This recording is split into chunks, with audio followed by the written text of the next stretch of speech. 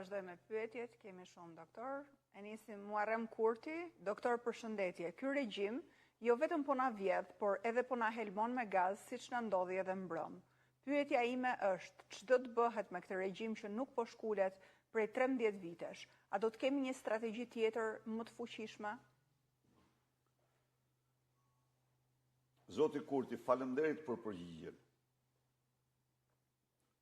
Pa diskutim që strategjia jonë do vi duke u përshtatur dhe duke u fuqizuar, por duke mbet gjithnjë në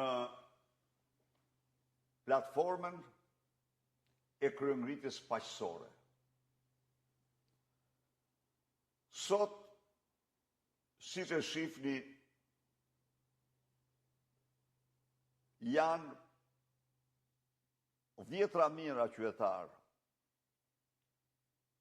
që për të katërtën herë me radhë mbushin sheshin dhe bulevardin. Por unë kërkoj mirëkuptimin e çdo qytetari, i cili ka mundësi të dalë, por e sodit nga televizioni protestën. Këta dhjetra mijëra qytetarë që mbushin bulevardin, a kanë të drejtë në protestën e tyre? A është një akt i turp, a është një akt kriminal? Të vjedhish qytetarët, duke të përdorish pushtetin për të vjedhur qytetarët, dhe pastaj të mbrosh, të bësh ligje apo të bllokosh drejtësinë kur ajo dëshon të veprojë. A është e pranueshme heshtja në këto raste?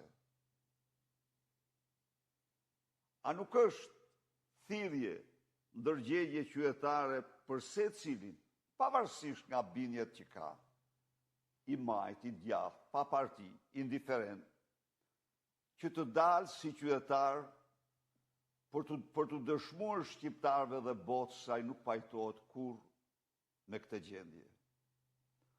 Ndaj Zoti Kurti, ne duhet të punojmë për të bindur për kauzën e drejtë, kauzë absolutisht jo partjake, kauzë thellësisht qytetare.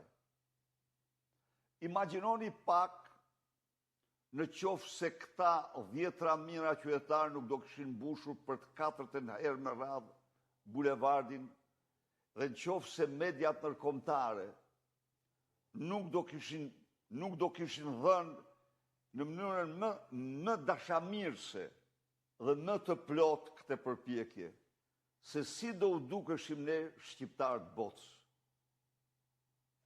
A është kjo një çështje nderi dhe dinjiteti kombëtar në rrafshin moral, por në rrafshin tjetër është një çështje e interesit të çdo qytetari. Çdo qytetar, edhe ai që e din dhe ai që s'e din, është i vjedhur nga këta qeveritarë. Ndaj dhe ne, para se të mendojmë për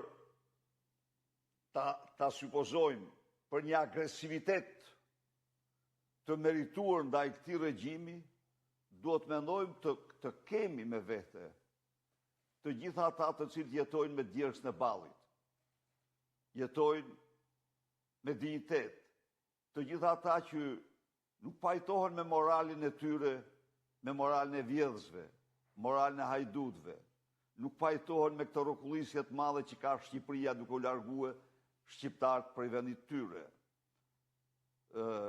Kjo është një hap i rëndësishëm dhe një kusht i cili do të garantojë pa diskutim fitoren tonë.